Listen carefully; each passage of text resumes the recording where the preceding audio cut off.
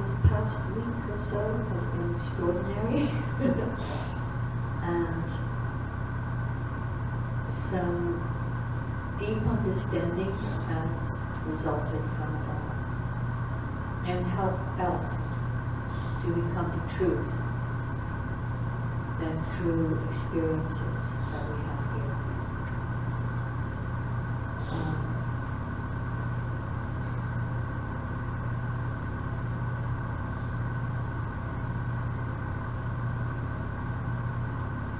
The second highest truth that I can express,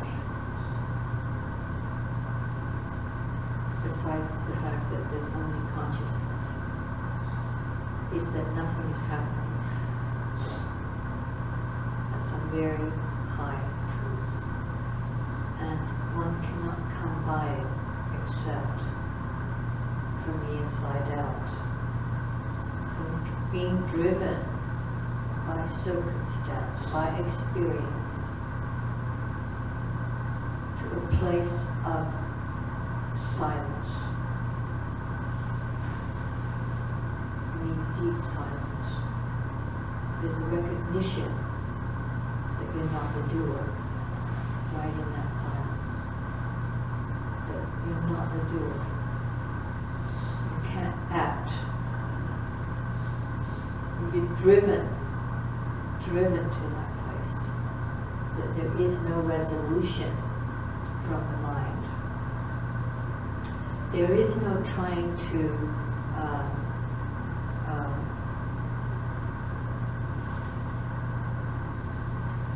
find a way out, as it were. I think Eckhart Tolle will elaborate on that in a moment. There is no way out.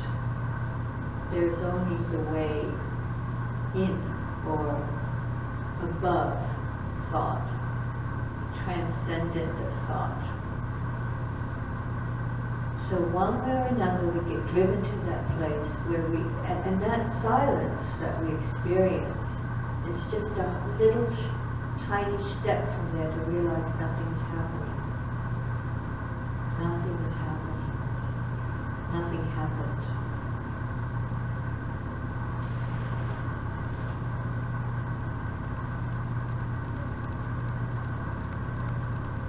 That's the highest truth. I wrote down a couple of things, just a couple of sentences, just phrases. I think that's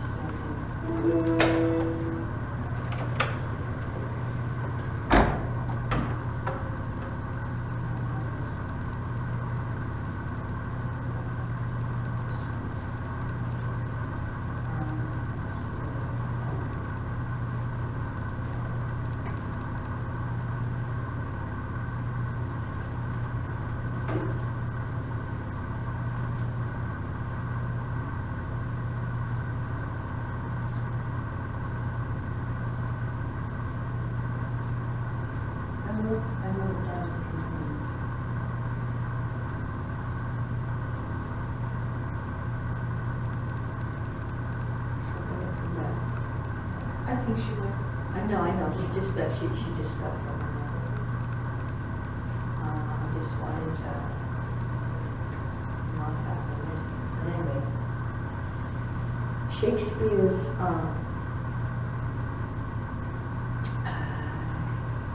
one of his plays was entitled "Much Ado About Nothing."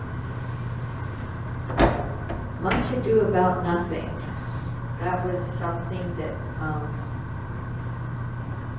just essentially states the same thing. There's nothing that's happening. Much ado about nothing. So we get into a fuss, huge fuss. And then when that all passes away, it's as if nothing happened. So we come to the truth in our own way, and this is the way that I'm led to, I'm forced into, as it were.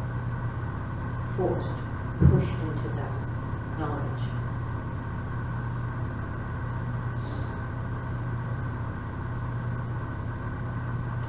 All the fuss dovetails into silence. All that fuss. Thinking that one is going to get rid of all conditioning.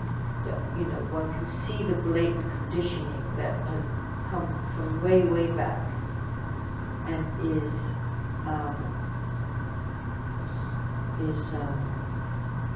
being re-experienced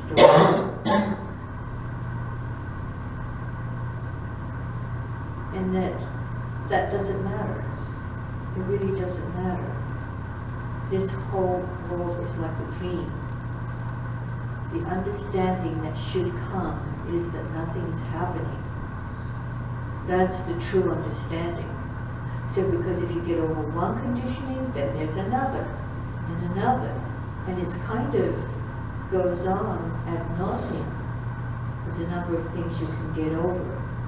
Well, that doesn't bother me anymore, or that doesn't bother me. But the thing is, there's always the me that comes into this play. And it's kind of innocent, but it's also, if we can step back and realize that there is no me. But the way to realize that is by going through it. So that the me dissolves and you're left with the real truth, which is that there's only consciousness and there's nothing really going on. It gets worked up into a huge, as Bernie would say, huge, huge dilemma. And what you're doing is you're trying to control the future. Oh, I want it to be this way. I really can't stand this. But you just can't get to the place of no I. At least I can't. Someone else might be able to, but I can't. No I has to be an authentic, deeply felt, internalized knowing and being it before it can really lock in. So the show on the surface may go on for the rest of this lifetime. However, the understanding is that it's all a show. I mean, here. There is something outside of the show that is not affected by the show, that doesn't care if you stay or leave or do this and that within the dream. Within the dream. Within the frigging dream. I tell you, you have to go through changes to get to that point.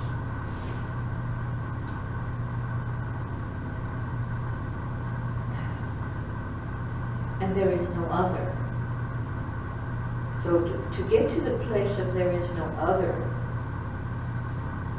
is to kind of to come around in another way. It is kind of to recognize that the other has their own trip, their own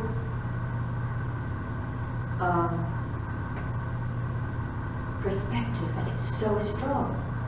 And you think you're right, and yet this person is so right. So you go, what about that?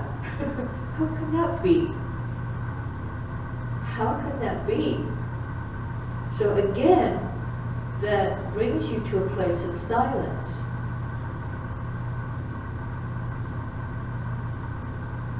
And maybe you're just looking through life, into life through your own filter.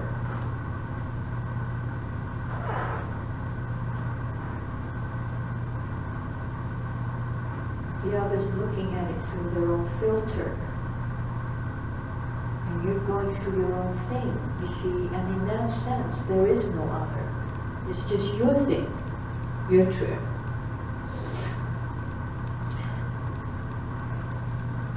So, and all of this leaves you with the apprehension.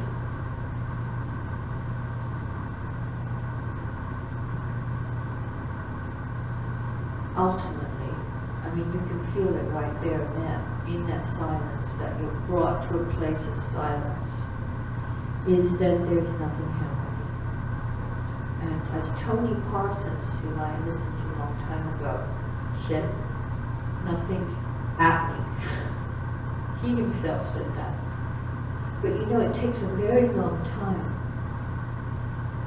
for my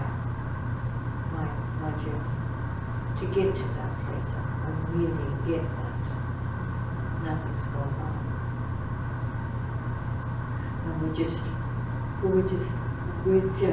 going around and around in the head, big time.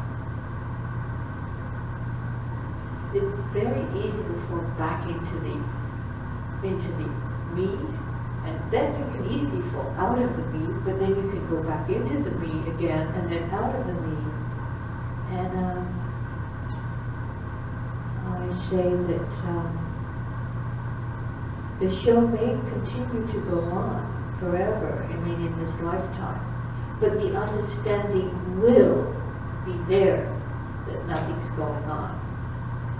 See, I don't know how to explain it, because some of the things that go on are pretty outrageous.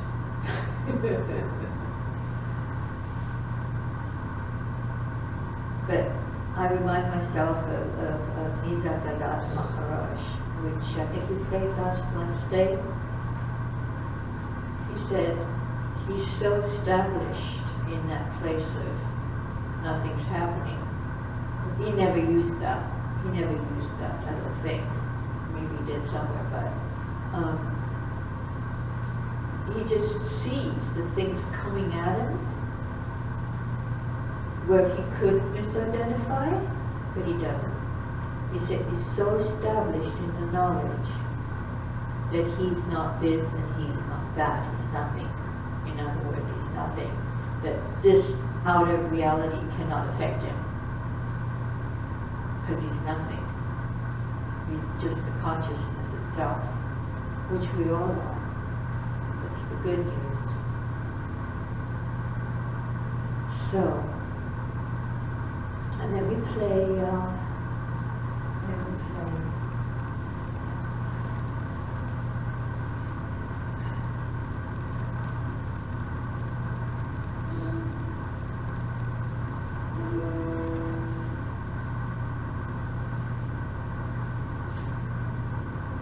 the valuable experience is to bring one to the point of silence and the knowledge that nothing is really happening. That's the purpose of all these experiences. That's the real purpose of all these experiences that we have. It's not necessarily to see that there's conditioning here. And oh yes, I finally get over that conditioning. Now I can move on to the next thing. And the next. And the next. Ad nauseam, I say. But to really realize through the experience that is by grace, essentially, to be able to sit there dumbfounded and stunned by the experience, to be driven to silence, to be driven there. So even the most difficult of the layers that we have in our being, even the beings with the most layers can benefit from grace and the fact that they will be driven to that place of silence. So don't think, oh, it's not possible. It is possible. It is possible.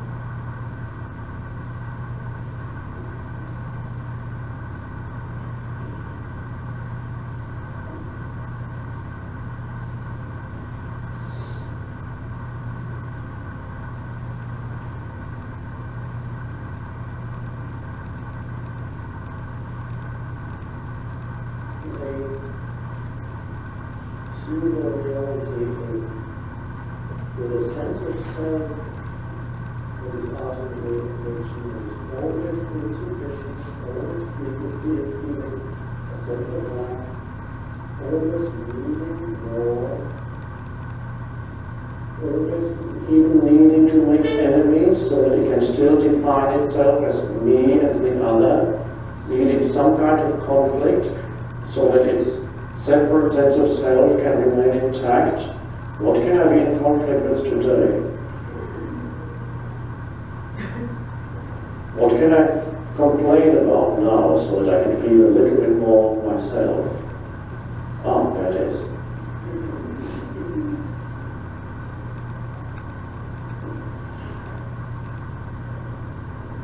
And so when millions of humans live like that, then this what then the result is what we read as human history, a dreadful tale of incredible suffering that humans inflict on each other and other life forms on the planet.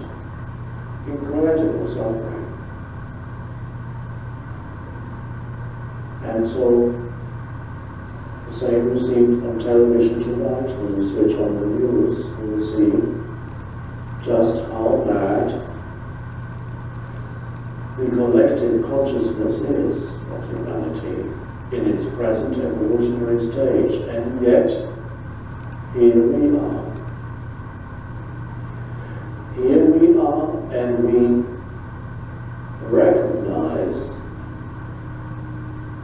that all that is a form of, one could say, collective mental illness that humanity is suffering from. And so one could say, well, how can God allow a whole species to become mentally ill? I heard that question somewhere in somebody's mind. And of course you can ask the same question on a personal level. How does God allow me to be ill? How dare he, she, it, to allow me to be ill, to suffer?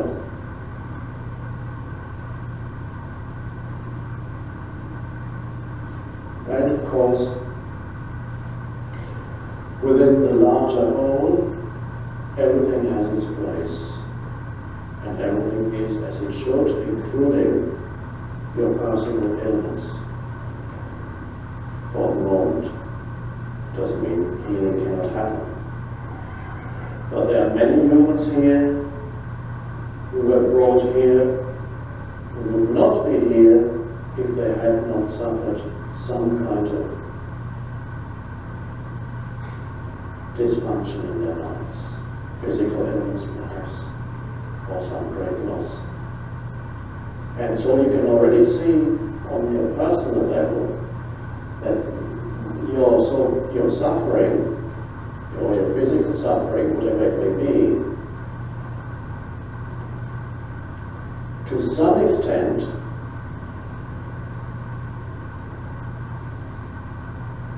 began to dissolve the egoic structures in your mind. It started to shake it loose so that something else could come through. And you suddenly found yourself becoming interested in the present moment. And then you end up here. And no matter what your story is, and some of you may feel that it was all one big mistake. The story of me was all one big mistake. You are here now. And that's an amazing thing to be here now and see that was the story. And the outcome of all that big mistake was that now you're stepping out of it and you realize it as, yes, on the level of form, this is how my life unfolded. And now let me speak personally for one moment. I could easily look at my whole life, let's say, until the world told me that I was important a few years ago, it happened. Before that, nobody told me I was important. Until then, I could look at my whole life up to that point as one complete disaster. Nothing actually worked out. I tried that for a few years, and then I was at university, and then I did my PhD, and then I gave that up, and then I drifted for 2 years, and then I went into that, and then I tried that, and we did things, many things. Okay, and then my mother said, okay, now you're 45, what have you achieved? Others have already built up big businesses. And so on the level of story, it was a big disaster. And yet, fortunately, at some point already, I had given up identification with the story. That the story was only my identity up to the age of 29. And it was a very unhappy one, even there. Even when I was relatively successful, the only success I had was I did well at university before I became a graduate student. And it made me happy for 2 weeks.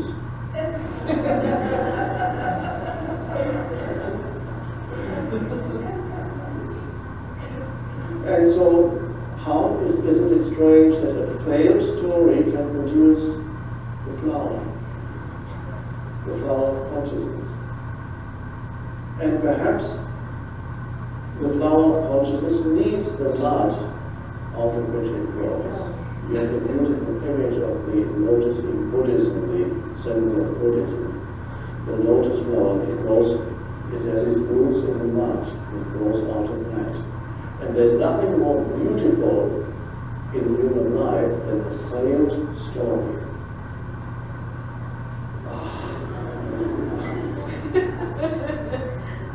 And the good news is, every story ultimately fails because the story is based on the forms, it identifies with forms, and no forms last for that long.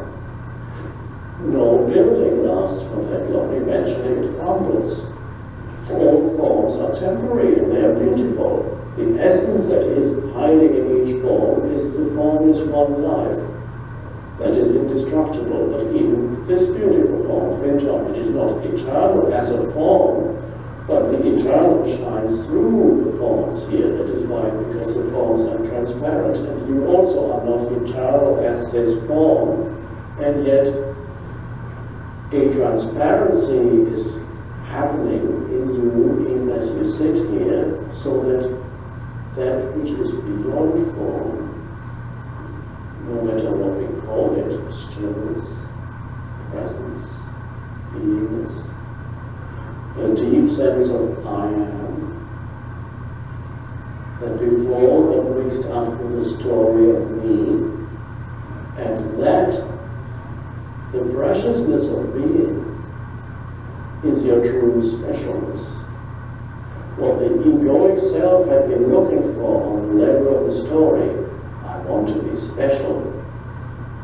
That very thought obscured the fact that you already could not be more special than you are now, but not special in the egoic sense that more than he or more than she. Special in the sense that there is a beauty and preciousness that is the essence of your being, and that is what deep down you can sense, even the person who is most completely identified with their story and their conceptual sense of self, they feel that there's something precious that is me, but they confuse it with the forms, thought forms. It gets that essence of being, which is formless and timeless, gets mixed up with form, with thought, and a story in the head.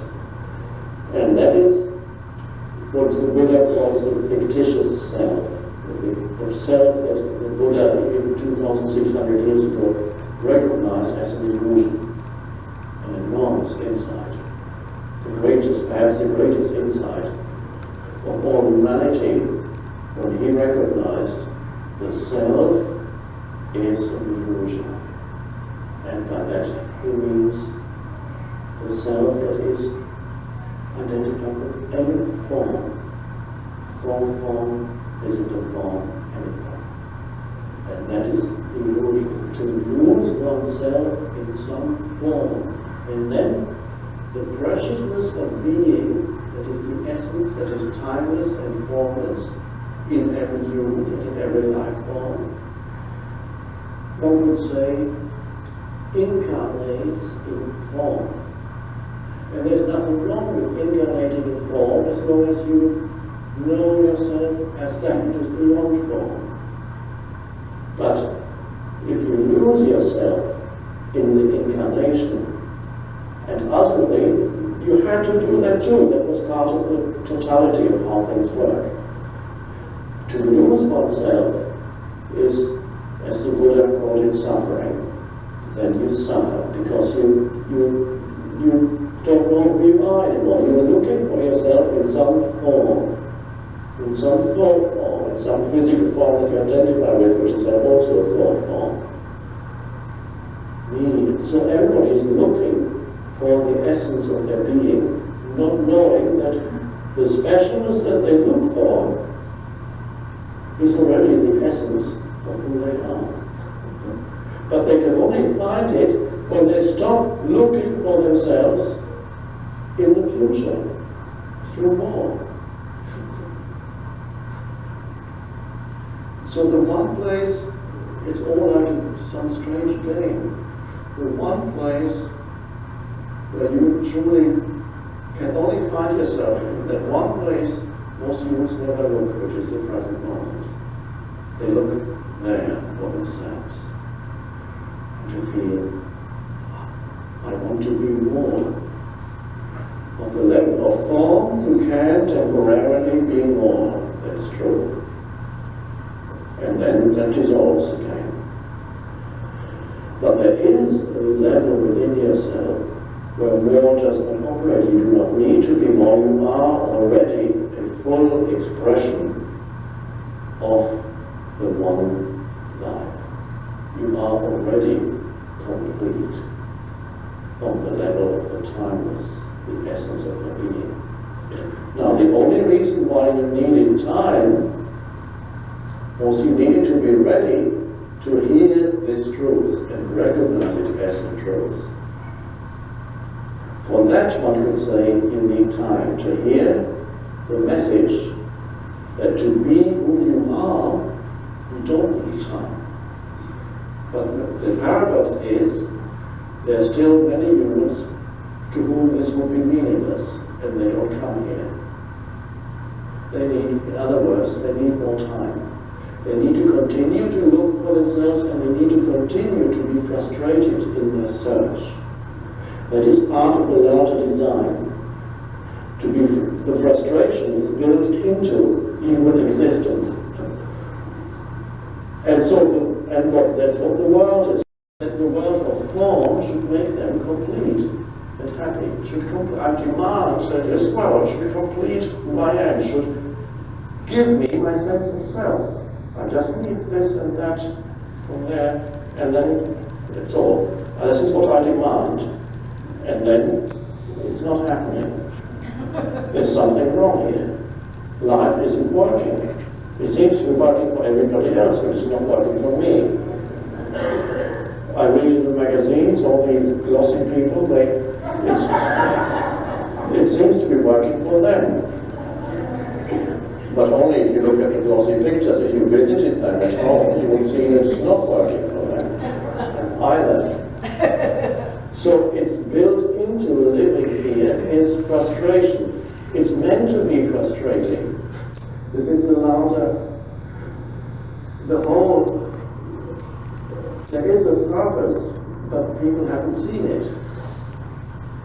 So it's quite a relief to recognize, first of all, the world cannot make me happy. To demand that situations, people, places, or attainments should complete me or make me happy are bound to be frustrated, whether I attain or do not attain. Okay, so that looks very negative, doesn't it? And that's why when you don't go deeper, when you only see the surface, you see, oh, all is vanity, as the Old Testament prophet said. Vanity of vanities, all is vanity. I've seen it all. I can't remember the exact words, but I'm giving you a free translation. I've seen it all, I've done it all, and it's all completely meaningless. That's what he said. And that was probably an elderly man who had tried it all. And now, why did they put this into the Bible? Isn't it very negative to have such a statement that life is completely vain, whatever you can achieve is vanity?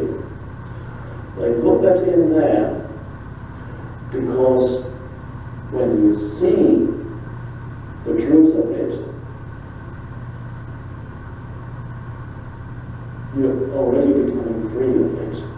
The seeing of the inability of the world to make you happy, the seeing of the short-lived nature of whatever forms you encounter in your life. What is it in you that is able to see that and say, or even laugh? What before was a dreadful story and frustration, you suddenly step out of your own story and see that your own frustrating story is not your personal dilemma, but the human condition. And you derived your sense of self from that, which is nothing personal whatsoever, it's the human condition. And that it's the human condition in its unconscious state, its unenlightened state. And that's what gave you your sense of personal selfhood, and that you wanted to cling to. And now you step out of it by simply seeing it. The seeing means something is arising that is not part of that unconsciousness. And that is why they put it into the Bible, because when you see it, that which can witness that in you, the impermanent nature of all forms, the fictitious nature of the mind-made story. What is it in you that is able to look at that and see, that is not thought, that is the ability to be aware and hold up the mirror of awareness and simply see it there. Or let's say better, the light of awareness shines on it. The light of awareness shines on it and sees what before you were trapped in, the frustrating story of my life. And there's no life that's not ultimately frustrating. It only begins, it loses its frustration when you do not look to the world anymore for your satisfaction or for yourself. When you give up demanding that people, places, situations should make you happy, give you, fulfill you, you don't demand it anymore, then suddenly the ability arises to allow the forms of this moment to be as they are. Because life at this moment already, always is as it is.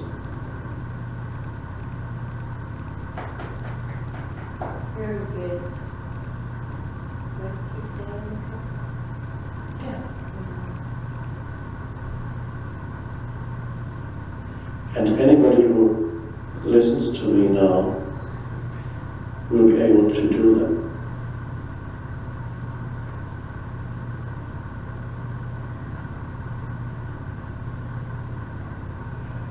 Isn't that something? It's as simple as that. So simple.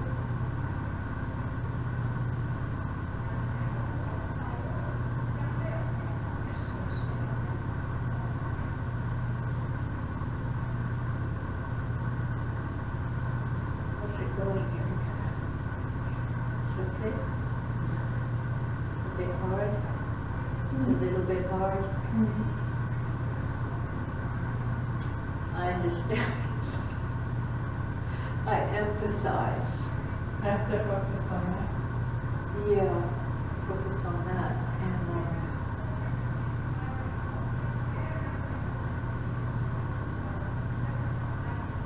And things are frustrating. And they are hard. And that can be very hard to deal with. So, you're pushed, you're absolutely pushed to come into a place of silence. And that silence is actually in the timeless, in this moment, not the future. He says it beautifully, not the future. That means the future is kind of like a life within time. And so there's no future, there's no past, there's only this moment. And so then in that moment, when you really focus on it, and your attention is totally on it, there is no suffering in that moment. The suffering comes when we get caught up in the mind, and the ideas in the mind, and we follow them. The other bit of good news is that when we go through this stuff, we do develop a lot of empathy for the suffering that's going on in the world, because we see that goodness, after 30 years, can still misidentify with a body, mind, time, and wanting it to be a particular way, demanding it to be a particular way, and one gets caught up. So, but this moment,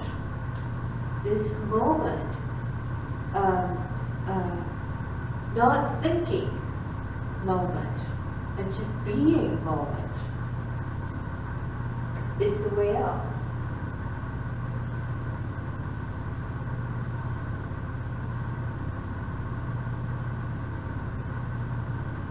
But also, it's like when you withdraw your attention and your energy from the world and what's going on, you free yourself up. You free yourself up to feel more of what reality is. So, think like that. When you quit following the mind and its thoughts and its upsets over what should be and what shouldn't be, the ideas in the mind, if you just stop that, and you're releasing the energy from that egoic energy that's so focused on externals and what the other is doing. When you release the energy that you have invested with the mind, all that energy, that seething energy that goes into trying to figure this out, trying to figure that out, trying. When you actually release it and come to a place of, forced to a place of silence, because it comes from the inside out, you see I saw that there is no way out of this dilemma. No way out of this dilemma.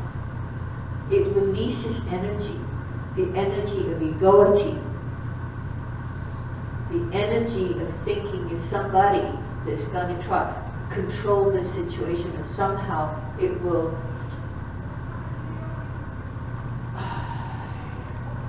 somehow you want it this way as opposed to that way. So when you release that energy of being, of having it go outer in the mind, then it releases you inwardly to have more energy of the nature of eternal being, of more like the blissfulness that comes, more like a release and a relaxation. And as he says, let it all go. Don't take it on. Don't take it on. Don't take it on. Don't take it on. That's another way of putting it. Don't take it on, or it doesn't matter. Or don't go there. Don't go there. Don't go there. Yeah, lots of ways. Don't go there. I was reading something about, people for these violent moods, they need something that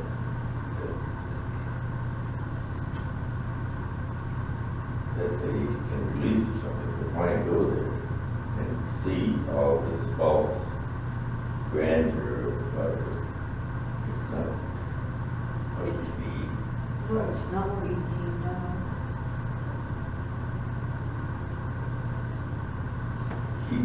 Keep that ego in the mind local. Don't let it out. Don't let it accept it. I want something that's out there. What is what he's saying? Don't let it go for something that it wants. All the violence and everything that's going on in the world, you can't help it. You can't in any way benefit from getting involved in it, other than you can't completely ignore it being all around you. Just don't let Don't let it. it affect you. Right. There's nothing that you can do to change the world. To change the world or to change someone else. Right. Don't take on someone else. Not that you think that you can change someone else. That seems like they're very foolish to even think that. But why get worked up over it then? That's it. Why get worked up? It's just like, okay, you haven't gotten it yet. Well then, here's another dose to get the truth. Which is you're kind of messing around in your head. You're messing around here. Just quit doing it. Be still. And it happens. And when I say just quit doing it, it's not that you decide to quit doing it. It's just essentially you push to quit doing it. I am pushed to quit doing it because it can be severe, difficult, in your face difficult. So if you don't have that in your life, God bless you. But on the other hand, the blessing is also true, paradoxically, that if you do have that, then that will drive you to a profound realization of the truth. You will get there one way or another. Kicking and screaming, or just moving on down and realizing it. And realizing. So life is good for that reason, that there is a way out. Not to get frustrated and think that it's all about frustration, but that there is, a way out, and it's by grace. I don't know, it seems like it comes from a place of, certainly that has been true in the last 30 years, over and over again, that the wisdom that has come really from the self, and it's almost like it comes from the essence of one's being that it finally kind of penetrates through. Get it? Do you get it? Penetrates through.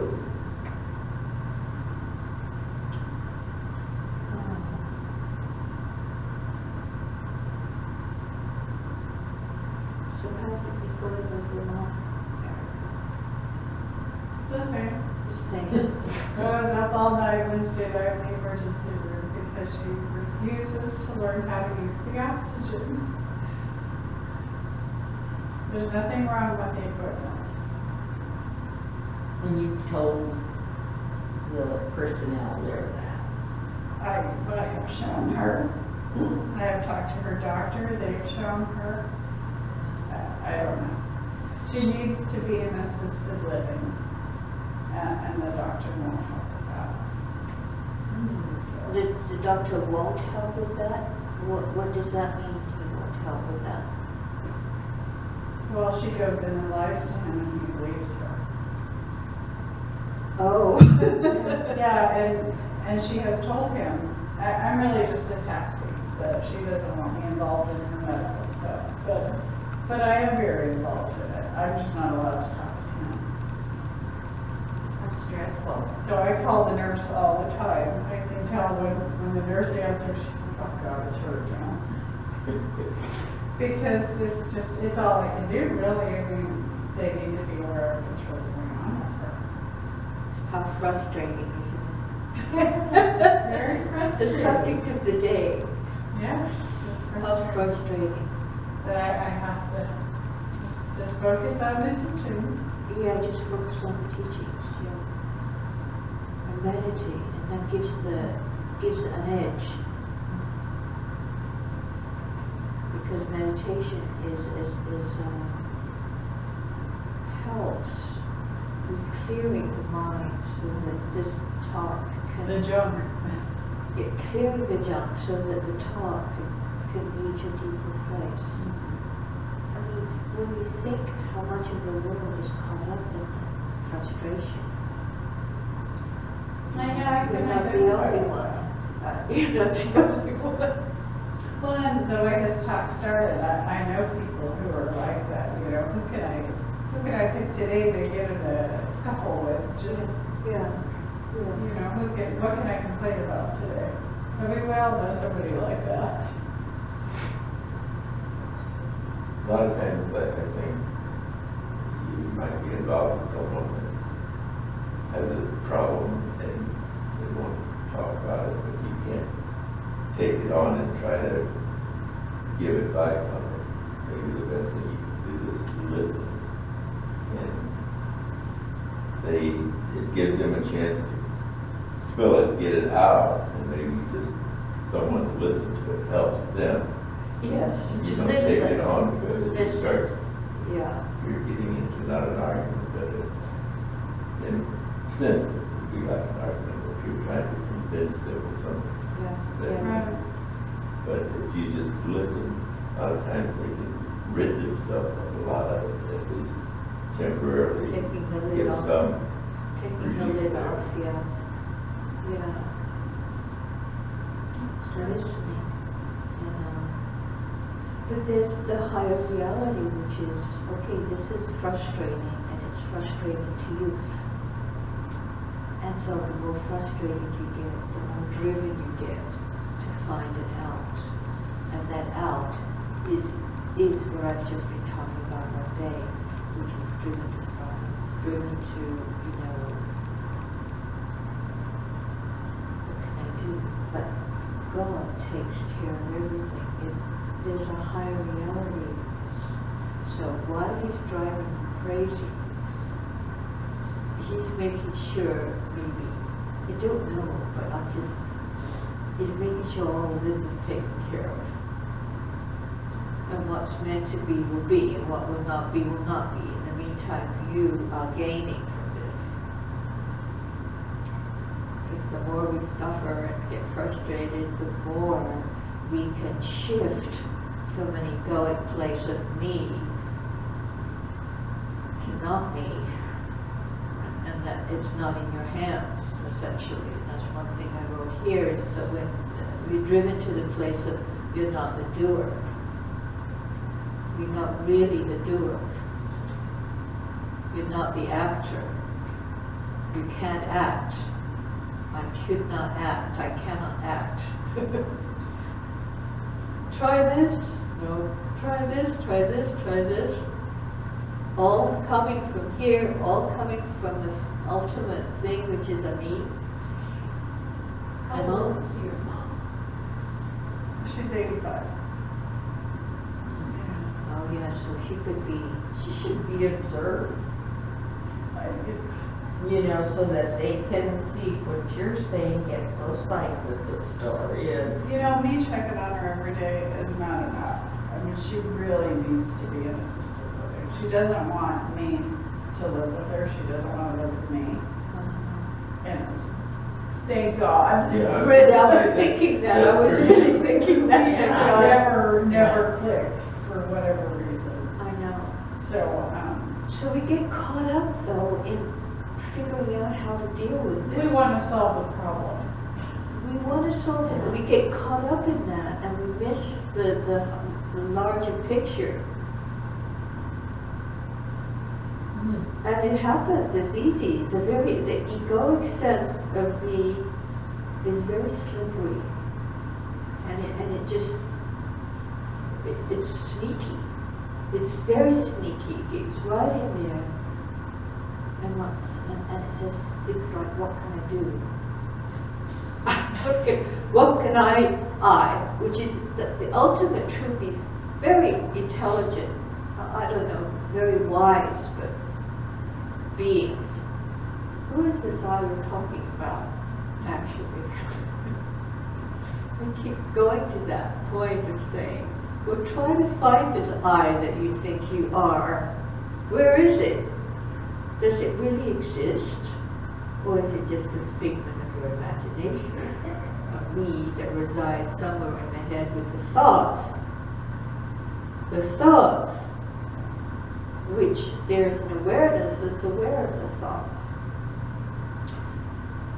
Anyway, you know what's what. And then that's,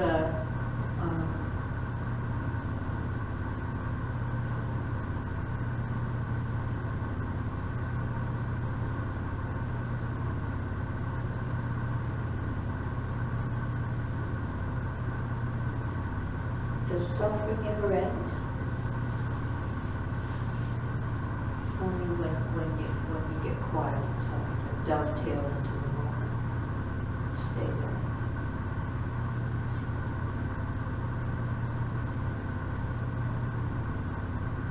but when you come back, Come back. you say when you stay in the moment of silence, but eventually the silence has to end to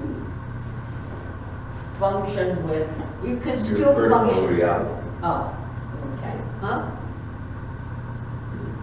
You have to come out of the silence back to your personal reality. Which is, The situation that you're involved in. If you're involved in something, and if you have someone that's close, you're naturally involved with them, or you're concerned with them, you're thinking, what can you do with them? And that makes it harder on you as yourself because of the feeling that you have for someone else. When you are not attached to that much, then it's much easier to be with within the yourself. silence. We're kind of driven to the point of more like empathy than self-concern. After a while, it's let's see what I can do to diffuse this energy coming, for their sake. I mean, that is the direction that eventually your heart just opens up and because, you know, that silence that you feel inside is fine with you. But then the other is also not getting there, not getting to that silence. They constantly barrage, constantly do it, right? And so what at least you have that, at least you have that ability to step outside. Deal with it, but stay outside of it.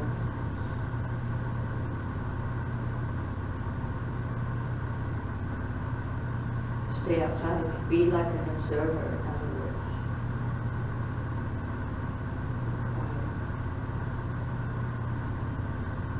You know, I don't know, you know, things can be very, very difficult, and I think Zagadato said, you know, it's coming at you, but you just don't go there, or you don't identify with it. And I think maybe this process of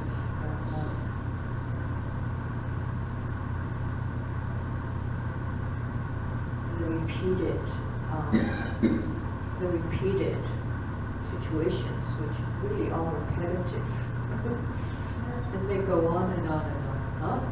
Well, I think there's it's a point where it's just like water off a duck's back. You know, you no longer freak out.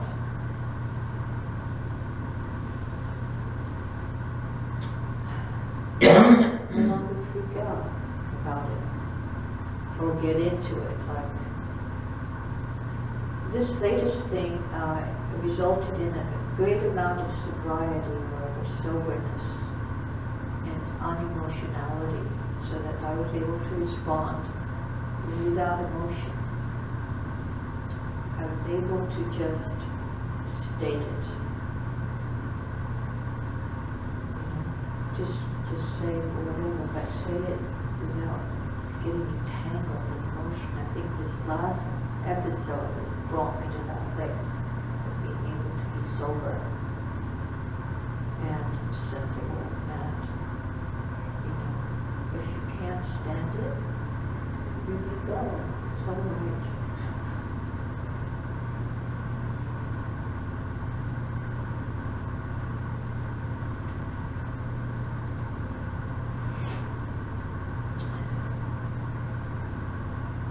When you have whatever you went or are going through, well, everybody goes through that. Exactly.